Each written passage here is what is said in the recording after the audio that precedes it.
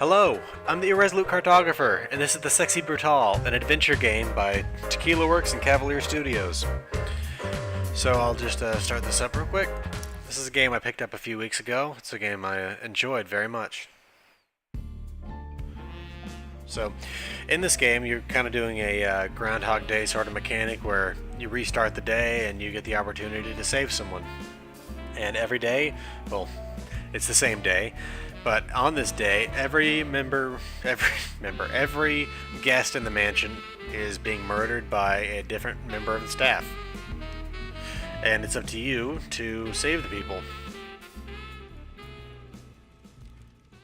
Now, it's a persistent timeline, meaning that even once you save someone, they're not saved forever. They will still die when the day restarts if you don't save them, and the game actively prevents you from saving anyone again because effectively it's going to do nothing to advance the story.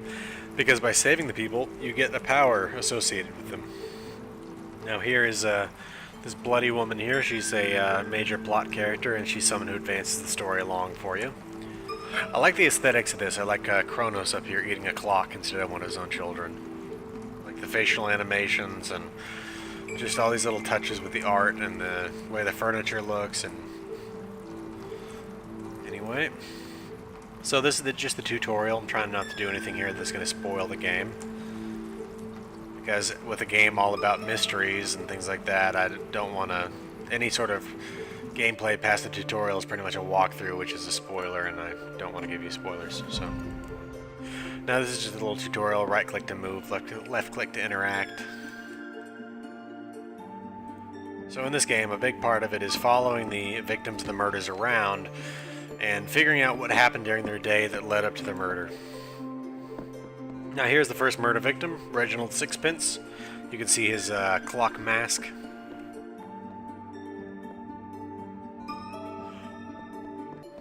You can see Reginald's quite agitated at the moment. Believes he's being followed, and he's right.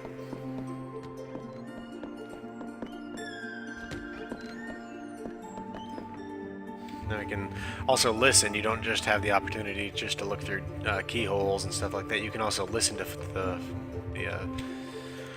walking away. See their footprints up on the screen. And now we're spying on him, digging through a safe. And like I said, watching people is an extremely important part of figuring out how to prevent their murder. Right there, something just dropped on the floor, and that's actually extremely important. There he goes. And let's watch him again.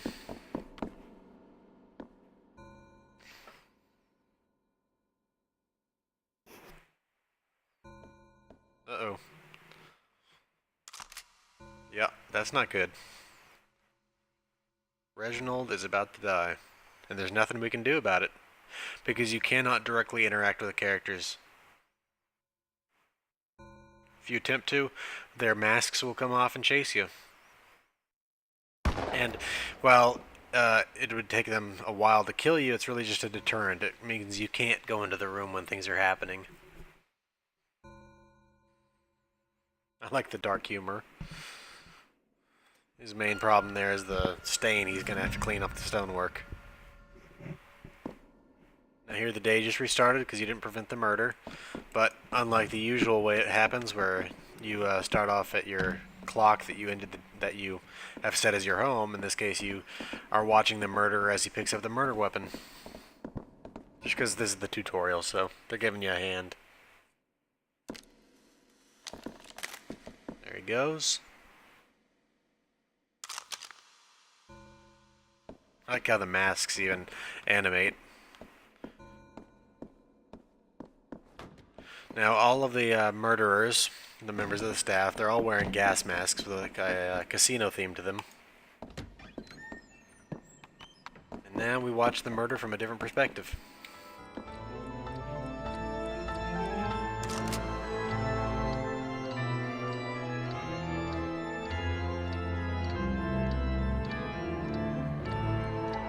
Now, we know Reginald's shot. He's shot by the two of diamonds. We've got to figure out how to stop that from happening.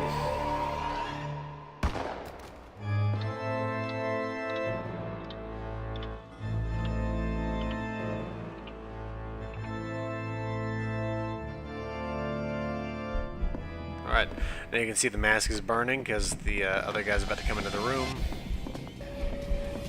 And you just have to outrun it. No big deal. And here the bloody lady is telling you that you weren't seen because they don't chase you, because it's really only the masks that see you.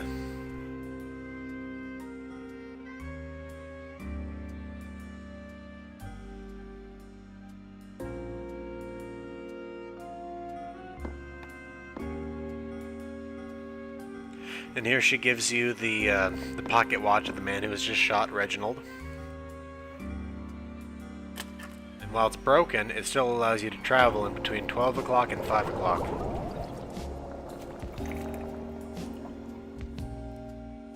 Which is all the time you need at the moment anyway. Alright, now the day restarts again.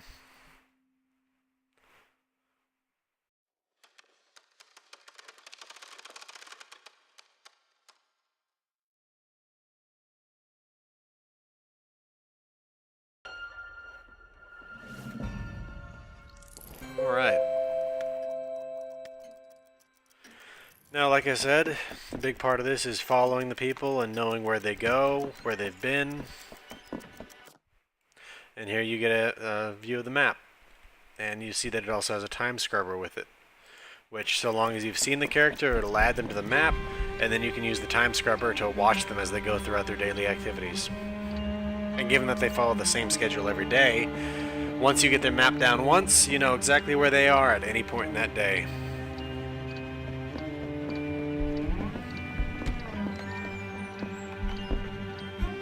Alright. Here goes Reginald. Let's keep following him.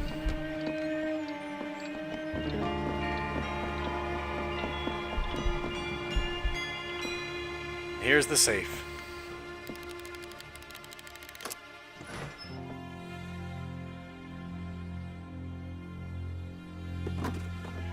Digging through it, and there we go. Now in a murder where the person's been shot, you'd think that a bullet would probably be pretty important, right? Well, that turns out to be the case. Unsurprisingly. This is the tutorial, so I mean they're kind of giving this one to you. So, let's go load that blank cartridge into the gun. Right.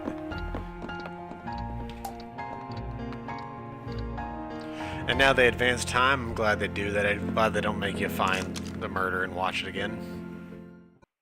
There we go. And we see the effect of your meddling.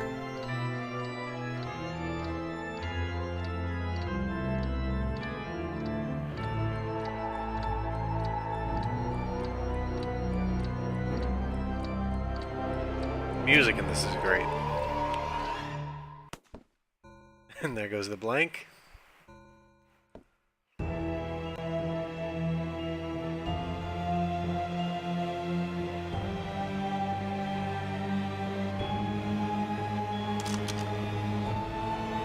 And here Reginald saves himself. Love that animation.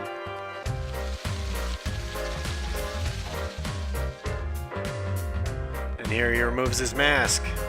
You're going to get the opportunity to gain his power.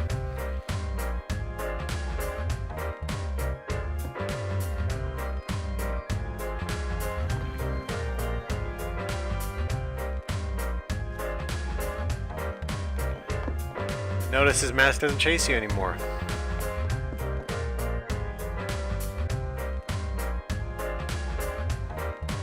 Here he goes fixing the pocket watch for you. Apparently just did so by spinning it, which I'm not sure how you do that when the face is quite clearly broken out, but I'm not going to ask questions about that.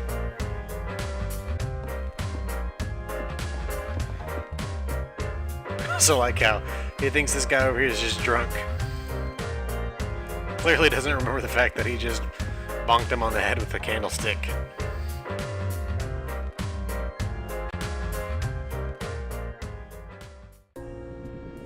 Here comes the bloody lady again.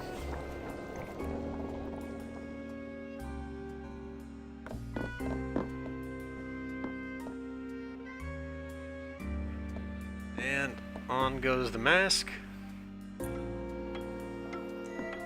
And you've gained Reginald's power.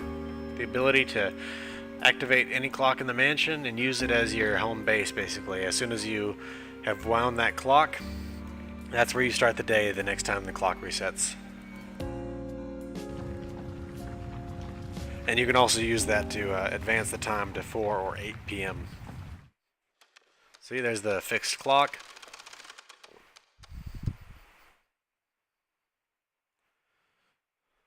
$12 p.m. Saturday. And there goes Two of Diamonds, the murderer of sixpence.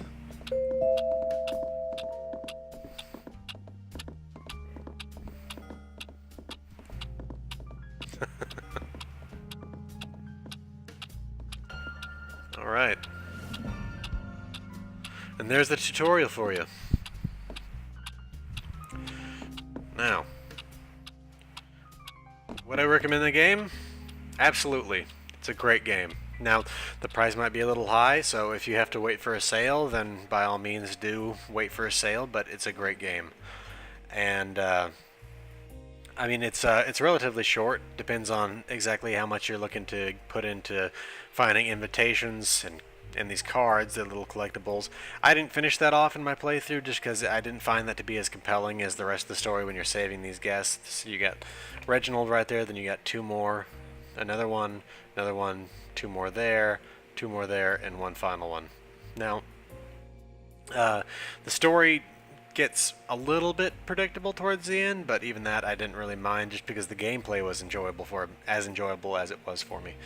And along with that, I like the aesthetics, the art style for the overall mansion. It's a big mansion. Everything's all happening on the same timeline, meaning that you can map out everyone's movements. I mean, just for example here, let's check the map real quick. Now here, right over here is the chapel where Reginald was killed. But let's even back up the clock a little bit. You can see right there, there goes the Two Diamonds. Okay. There goes Reginald fishing around in the safe. And there's Reginald and the Two of Diamonds during Reginald's murder.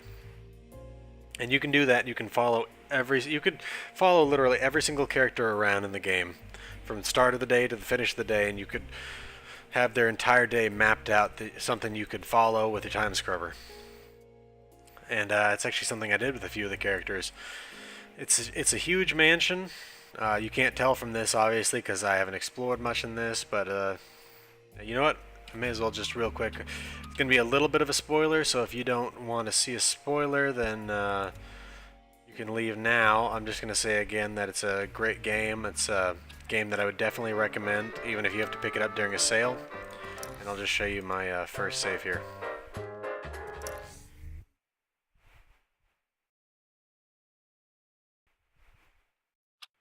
Alright, here you are in the casino. This is the second clock you get access to.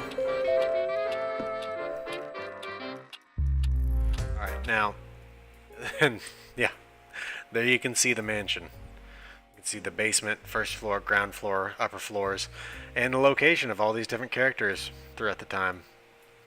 And I mean, this isn't even all the characters. I still don't have some of them mapped in here. I mean, it's a great game. I would absolutely recommend it.